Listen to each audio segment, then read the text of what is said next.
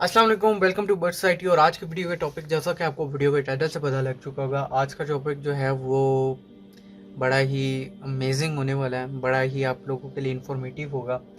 वो इस वजह से भी होगा क्योंकि मैंने जितना आपको पिछली 3 क्लासों के अंदर समझाया कि जेनेटिकल इंजीनियरिंग होती क्या है, उसके अंदर फिर मैंने आप लोगों को ये बताया था कि रिसेसिव और डोमिनेंट जो ब्रीड्स होती हैं वो किस तरीके से आप उनको जो है ना वो आइडेंटिफाई कर सकते हैं, बेसिकली वो होती क्या हैं और उनको आइडेंटिफाई किस तरीके से किया जा सकता है।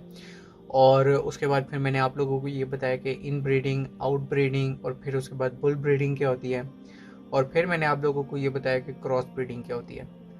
अब जिस हद तक पॉसिबल मुझसे हो सका मैंने उसको आसान अल्फाजों के अंदर आप लोगों को जो है वो समझाने की कोशिश की, लेकिन आप लोगों को मैं एक बहुत सिंपल से एग्जांपल्स के साथ जो है ना वो आज समझाना चाहता हूँ कि जेनेटिकल मॉडिफिकेशन जो है, जो जेनेटिकल इंजीनियरिंग है, वो उसके रिज़ल्ट्स क्या होते हैं।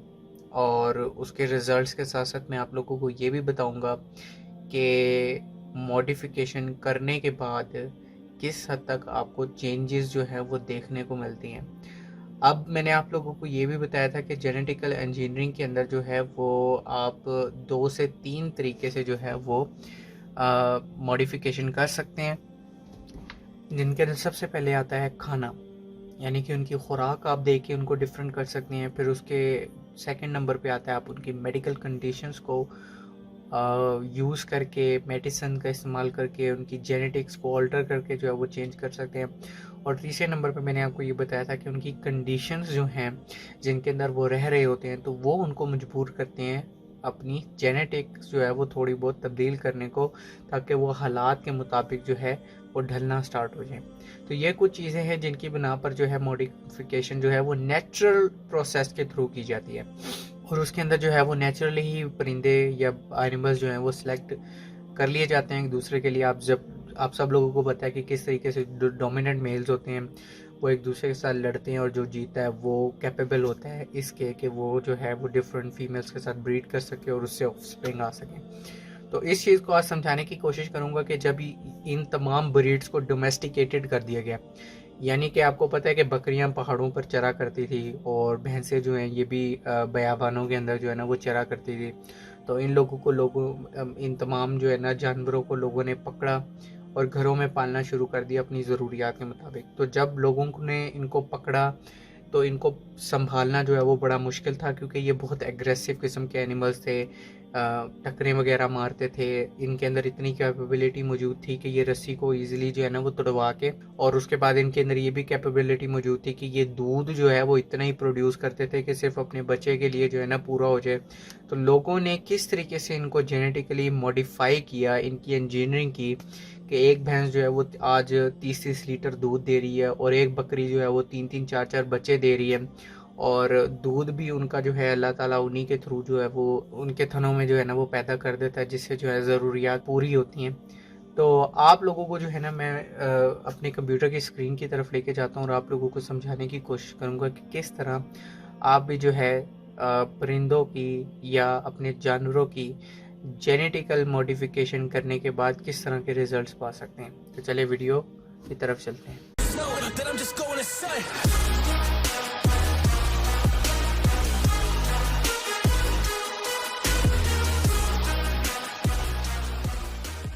अच्छा, तो ये मैं स्क्रीन की तरफ आ चुका हूँ और ये आप मेरा जो है ना वो डेस्कटॉप देख सकते हैं, ठीक है।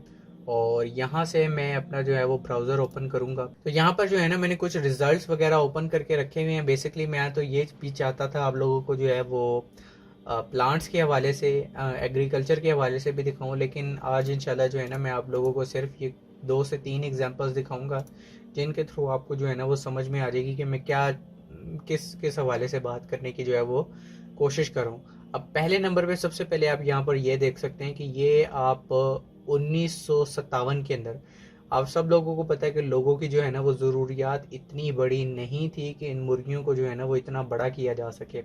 तो ये बेसिकली एक ब्रीड है जिसको जो है ना वो गुमनाम रखा गया है बहुत सारे एरियाज़ के अंदर। अब एक बेसिक ब्रीड है जिसके बारे में मैं आप लोगों को बताता चलूँ, जिसका नाम है कॉर्निश चिकन। तो ये आप देख सकते हैं इस फ़ोन कंप्यूटर की स्क्रीन के ऊपर कि किस तरीके से आपको दिख रही है मुर्गी। अब ये जो कॉर्निश मुर्गी है ना, इसके मैं आपको ना अभी कंपैरिजन करवाता हूँ। ये नीचे से उठा लेता हूँ। अब ये कॉर्निश मुर्गी देख रहे हैं, इसके पाँव देखें कितने स्ट्रॉन्ग हैं, इसकी गर्दन और इसकी चोंच जो है ना, वो आपको ब्रायलर मुर्गी के अंदर जो है ना वो देखने को मिलेगी। अभी मैं आपको ब्रायलर मुर्गी भी दिखाता हूँ। इसके पाँव चेक करें ब्रायलर मुर्गी के, और उसके बाद ये कॉर्निश मुर्गी जो है ना, इसके आप पाँव चेक करें कि कितने इनके जो है ना वो पाँव स्ट्रॉन्ग है। अब ये मैं एक और तस्वीर खोलता हूँ। इसके अंदर आप इस मुर्गी के जो है ना वो चौड़ाई चेक करें। ये एक असील मुर्गी है। तो ये असील मुर्गी जो है ना, ये बड़ी कैपेबल है कि ये अपना जो है ना वो वज़न बहुत ज़्यादा अपने जिस्म के अंदर जो है ना वो संभाल लेती है। यानी कि ये एक मुर्गी तकरीबन 3.5 किलो की होती थी। तो बाद में हुआ ये कि जब लोगों को पता लगा इस ब्रीड के बारे में, तो उन्होंने जो है इस ब्रीड को किसी वाइट मुर्गी से, अब नॉर्मली लोग यहाँ पर ये कहते हैं कि वो जो वाइट मुर्गी थी वो रॉक प्ले माउथ चिकन थी, क्योंकि रॉक प्ले माउथ जो चिकन होती हैं वो भी वाइट कलर की होती हैं और वो इस तरह की दिखती हैं और काफ़ी हद तक वो भारी मुर्गियाँ होती हैं। तो लोगों ने इस मुर्गी को रॉक प्ले माउथ मुर्गी के साथ क्रॉस किया। अब ये जो दोनों मुर्गियाँ हैं, ये बहुत अच्छा वज़न गेन करती हैं। पहली बात यह है कि ये दोनों मुर्गियां बहुत अच्छा वजन गेन करती हैं। जब इनको क्रॉस ब्रीड करवाया गया, तो क्रॉस ब्रीड करवाने के बाद जो रिजल्ट्स आपको देखने को मिले वो इन मुर्गियों की शक्ल में थे। अब हुआ यह कि बहुत अरसे पहले, तकरीबन आज से 70 साल पहले, आपको ये दिख रही होगी मुर्गी। ये तकरीबन जो है ना आपको वाइट कलर की, ये सिर्फ 2 किलो की मुर्गी हुआ करती थी, इससे ज़्यादा की नहीं। ओह सॉरी, किलो किलो इसका वज़न हुआ करता था, इससे ज़्यादा नहीं नॉर्मली। क्योंकि ये जो मुर्गी है, ये 1 किलो वज़न जो है वो तकरीबन 1 महीने में कर लेती थी उस वक्त, उस दौर में। तो फिर इसकी जो है ना मज़ीद जेनेटिकल मॉडिफिकेशन की गई। जैसे जो है ना लोग इस दुनिया में बढ़ते गए, जिस तरीके से पॉपुलेशन जो है ना वो लोगों की इंक्रीज़ होती गई, तो उसी तरह जो है फिर मुर्गी का, अब मैं ये समझता हूँ कि हमारे दौर के अंदर, अभी पाकिस्तान के अंदर इसकी जो है वो, जो यूएसए यूके और जो है आपको पता है कि जो मॉडिफाइड कंट्रीज़ हैं, जिन्होंने मॉडिफिकेशन कर ली हुई है, जो डेवलप्ड कंट्रीज़ हैं, वो जब एक चीज़ से अक जाते हैं तो फिर जो है ना नॉन डेवलपिंग कंट्रीज़ को, यानी कि जिनमें अभी तरक्की होनी है, तो फिर उनको जो है ना ये सीड्स भेजते हैं कि चलें आपके पास अब ये आ जाए। तो हमारे पास ये 1978 में जो ब्रीड बनाई गई थी, तकरीबन ये 2 किलो की मुर्गी है। तो हमारे पास अब ये मुर्गी पहुंच रही है और अब ये चल रही है। तो अभी 2005 के अंदर जो है ना वो तीसरी इसकी जनरेशन लॉन्च की गई थी, जो मुर्गी तकरीबन 3.5 से 4 किलो के बराबर थी। तो ये जो मुर्गी जो तकरीबन 3.5 से 4 किलो के बराबर है, ये अभी भी आपको जो है वो डेवलपिंग कंट्रीज के अंदर देखने को मिलती है। जैसे कि चाइना के अंदर भी बेसिकली आपको मिलती है ये मुर्गी देखने को, उसके अलावा यूएसए के अंदर। लेकिन ये जो मुर्गियां हैं, इनका जो चिकन है, गोश्त जो है वो बेसिकली आपको फ्राइड चिकन जो बेचने वाली कंपनीज है, जिस तरीके से KFC हो गई, और या जिस तरीके से बर्गर किंग हो गई, और आपको मैकडोनल्ड्स का पता होगा, तो ये कंपनीज हैं, ये ऑलरेडी इस तरह की एक क्लास जो मीट होता है, जो हड्डी से पाक, जिसके अंदर कम से कम हड्डी इस्तेमाल होती है, तो ये पहले से ही गोश्त उठा लेते हैं। और हम जैसे लोग जो हैं, जो नॉर्मली घर के अंदर खाने वाले होते हैं, जिन्होंने अपनी तरह सालन बना के या इस तरीके से खाना होता है, तो हमें हड्डी नॉर्मली पसंद होती है। और उस आपको पता है कि यखनी वगैरह बनती है, तो हम पसंद करते हैं हड्डी के साथ गोश्त खाना। लेकिन चूंकि फ्राइड फूड होता है, वहाँ वो फ्राइड चिकन होता है, उसके अंदर हड्डी का होना सवाल ही नहीं पैदा होता। तो इस वजह से वो ये जो जेनेटिकली मॉडिफाइड चिकन हैं, इनके ऊपर रिसर्च बहुत ज़्यादा कर रहे हैं। तो यही जेनेटिकल इंजीनियरिंग होती है इनके अंदर। अब मैं आपको बताता हूँ कि 2 चीज़ें इस्तेमाल की गई हैं। पहले नंबर पे क्रॉस ब्रीड करवाया गया है। क्रॉस ब्रीड किस तरीके से करवाया गया है कि एक तरफ से उन्होंने प्ले माउथ रॉक जो है वो वाइट कलर की जो मुर्गी होती है, अब आपको पता है प्ले माउथ रॉक जो होती है वो तितरी कलर होता है, जिसको हम बोलते हैं ग्रे कलर, या ग्रे और वाइट और ब्लैक कलर के पैटर्न इकट्ठे उसके ऊपर होते हैं। ठीक है, ग्रेडियंट बेसिकली उसे बोला जाता है, ग्रेडियंट कलर होता है।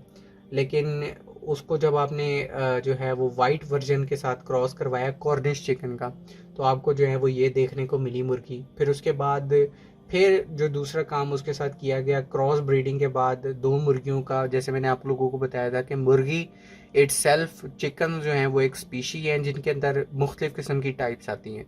जब आप 2 डिफरेंट टाइप्स को आपस में क्रॉस ब्रीड करवाते हैं, 2 डिफरेंट ब्रीड्स को ब्रीड करवाते हैं, तो उसको क्रॉस ब्रीडिंग बोला जाता है।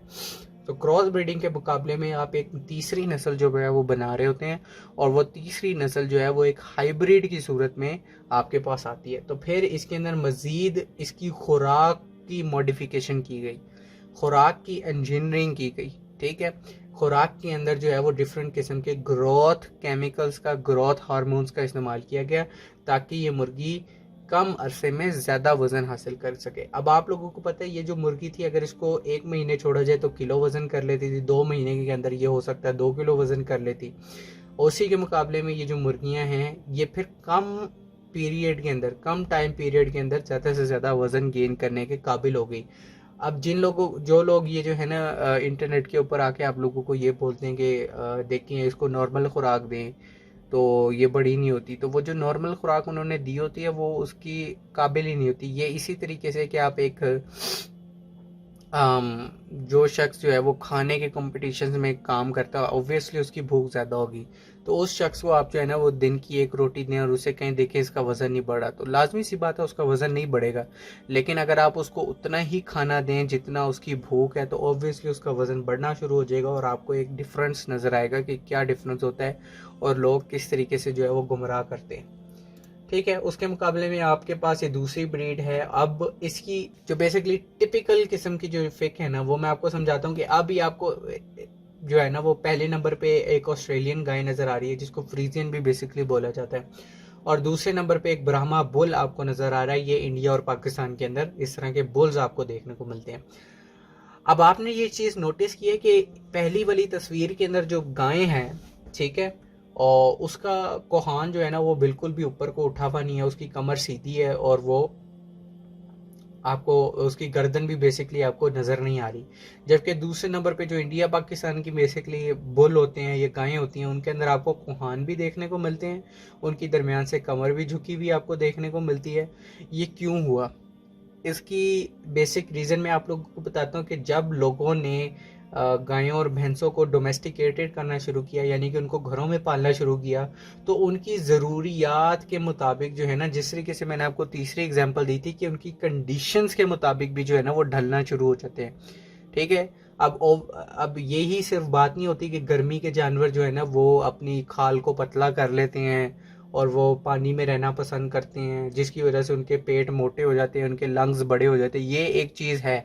उसके बाद हालात के अलावा उनकी कंडीशंस के वो किस हालात में है, वो वज़न उठा रही हैं, वो वज़न नहीं उठा रही, वो आराम से फिर रही हैं, उनके ऊपर कोई स्ट्रेस लेवल है कि नहीं है, क्या वो लड़ाई के तौर पर भी इस्तेमाल हो रही हैं कि नहीं हो रही। अब आप देखें कि ये जो पहले नंबर पे फ्रीजियन गाँव है, अब लोग गायें हैं, अब लोग कहेंगे कि ये नस्ल ही ऐसी है जिसके सींग नहीं उठते। नहीं, हज़रत नूह अलैहिस्सलाम की कश्ती के अंदर सिर्फ एक जोड़ा गया था और उस जोड़े से जो है ना वो आगे बनाए। तो हर जानवर ने जो है ना अपनी कंडीशंस और अपने इलाकों में जाने के बाद अपनी मॉडिफिकेशन, अपनी जेनेटिकल इंजीनियरिंग खुद ब खुद की जो नेचुरल सिलेक्शन के तहत होती है। ठीक है, तो अब ये पहले नंबर पे देखें, ये वो भैंसें हैं जिनको वो बेसिकली बांध के भी नहीं रखते। ऑस्ट्रेलियन, यूएसए और इन नॉर्मली एरियाज़ के अंदर जो है ना वो जानवरों को फ्रीली छोड़ा जाता है। आपको मैं बात बताऊं, उनको ऊपर जो है वो रेडियो को नहीं लादा जाता, चूँकि रेडी जो है वो कमर पे रखने की ज़रूरत नहीं होती, तो उस वजह से उनकी कमर झुकी हुई नहीं है। ठीक है, और दूसरे नंबर पे अगर आप देखेंगे तो इनकी कमरें झुकी हुई हैं क्योंकि इसके ऊपर लोग भी सवार होते थे, लोग सवारी करते हैं। और दूसरे नंबर पे चूंकि इनकी रेडी इनके जगह पे रखी जाती है, तो रेडी वाली जगह खींच के इनकी जनरेशन टू जनरेशन में जो है वो कोहान बंध गए हैं। ये इसी तरीके से है कि अगर आपका जिस्म का हिस्सा है उसके ऊपर आप कोई चीज़ रख के बार बार पीछे पुश करेंगे और गोश्त खींच के आपका पीछे आता रहेगा, तो ये बेसिकली मतलब होता है कि आपकी जेनेटिक्स जो है ना वो थोड़ी सी चेंज हो रही हैं। तो आपकी आने वाली जनरेशन के अंदर कंटिन्यूसली अगर ये होता रहे तो फिर आपको जनरेशन के अंदर ये शो होना शुरू हो जाता है कि यार इधर गोश्त की ज़रूरत है। अगर यहाँ पर गोश्त होगी तो फिर रेजिस्टेंस होगी। रेजिस्टेंस होने का मतलब है कि जब आप जो है वो रेडी उसके ऊपर रखते हैं और रेडी जब आपकी खिंच रही होती है तो वो कोहान के ऊपर खींच रहा होता है। कोहान की रेजिस्टेंस होना बहुत ज़रूरी है। इस वजह से जनरेशन्स टू जनरेशन अपनी कंडीशंस की वजह से जो है उनके अंदर ये कोहान पैदा होना शुरू हो गए, कोहान बनना शुरू हो गए, कमरे थोड़ी सी झुकना शुरू हो गई, क्योंकि ये कंडीशंस के मुताबिक जो है ना इसकी रिक्वायरमेंट थी। ठीक है, तो पहली चीज़ के अंदर मैंने आपको फूड की भी बात की कि मुर्गियों को किस तरीके से ज़रूरत थी मॉडिफिकेशन की, क्रॉस ब्रीड करवाया, फिर उनको उस तरह की खुराक बना कर दी। फिर तीसरे नंबर पे उन्होंने क्या किया कि उनको मेडिसिन्स दी, उनकी मेडिकली तौर पर भी जो है उनकी जेनेटिकल इंजीनियरिंग उनकी की गई। दूसरे नंबर पे भैंसों की और इनकी गायों की। तो ये चीज़ें भी आपको समझने की ज़रूरत है कि हालात के मुताबिक उनके जो हालात थे, जिन हालात में वो ढल गई, उसी के मुताबिक उनके जिस्म के अंदर जो है ना वो मॉडिफिकेशन होना ज़रूरी होगी। फिर तीसरे नंबर पे आप लोगों को बताता हूँ कि ये एक किस्म की मछली है जो कि जंगल में अगर आप देखें तो वो इतनी सी होती है। ठीक है, ये छोटी वाली जो आपको मछली दिख रही है तो जंगलात में ये छोटी सी पाई जाती है, जबकि उसी के मुकाबले में इंडस्ट्रीज़ के अंदर जब इसको तैयार किया जाता है, मेरे ख्याल से ये सिल्वर कार्प है। इसको इसका बेसिकली नाम जो है वो सिल्वर कार्प है। अब आप ये देख सकते हैं कि ये किस तरीके से जब इनको ग्रोथ हार्मोन्स दिए गए और इनकी न्यूट्रिशनस खुराक दी गई, यानी कि आपको पता है कि जंगलों जब ये दरियाओं के अंदर होती है तो कभी इनको खुराक मिलती है, कभी नहीं मिलती। जब इनको इंडस्ट्रीज़ के अंदर पाला गया तो इनकी प्रॉपर खुराक का ध्यान रखा गया, इनको प्रॉपर प्रोटीन जितना इनको चाहिए था वो इन लोगों को दिया गया।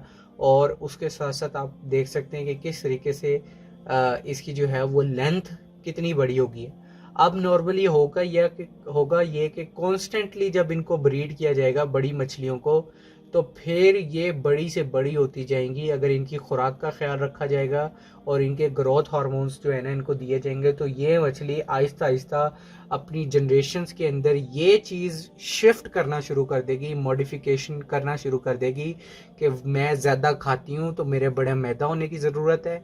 जब बड़ा मैदा होगा, बड़े लंग्स हो जाएंगे, जिस्म के बॉडी पार्ट्स बड़ा होना शुरू हो जाएंगे तो फिर अल्टीमेटली इनके जिस्म पे ज़्यादा गोश्त आना शुरू कर देगा। वो क्यों करेगा?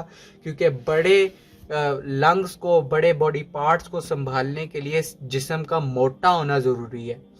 तो ये 2-4 चीज़ें हैं जिनके ऊपर जो है ना मैंने आप लोगों को बताना था कि किस तरीके से एनिमल्स की मॉडिफिकेशन कर सकते हैं किन डिफरेंट चीज़ों से।